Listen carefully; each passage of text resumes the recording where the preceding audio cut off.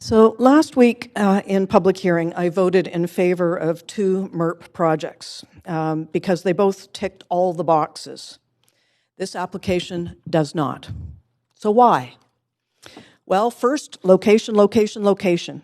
This location is not on an arterial, but rather is situated a couple of blocks off 4th Avenue in a stable, mixed neighborhood consisting of heritage and character houses, together with duplexes, walk-up apartments, and other multifamily dwellings. It is not a large site. This is a spot rezoning, and there are better locations throughout the city, including in Kitsilano, for development of this scope. Just so you know, my mother's side of the family has lived in Kitsilano since the turn of the last century. And Kits was always considered the east side of the west side. It was reflecting its working class inhabitants. And housing has changed over the decades. My grandparents, for example, the house that they built after World War I and raised 4 kids in was demolished in favor of a walk-up apartment in the 1960s. After World War II, a house they had on 12th was converted into a rooming house. Change is constant, and Kitsilano has historically been able to repurpose structures to respond to the evolving needs of its citizens. Neighborliness.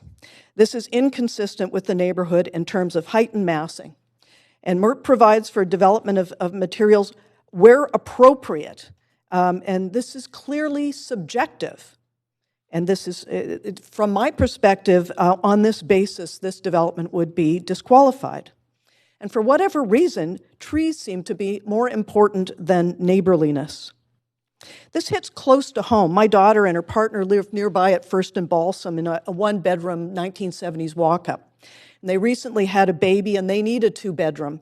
And as a plumber and a bar manager, they could never afford the rents in this building. As I've stated before, I question the merits of this Housing Vancouver strategy and the MERP spinoff, in particular the veracity of the so-called targets.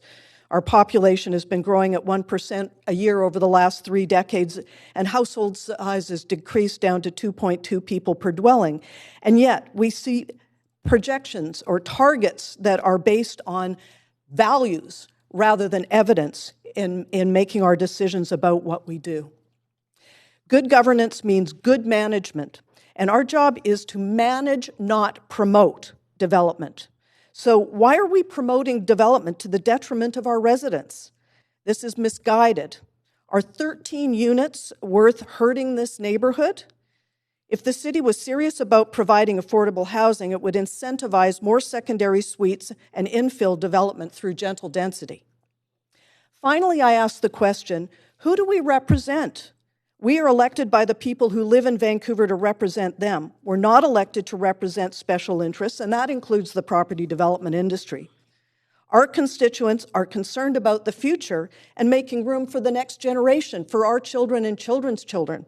But that doesn't mean that we need to put a big box in the middle of it it's designed to maximize FSR.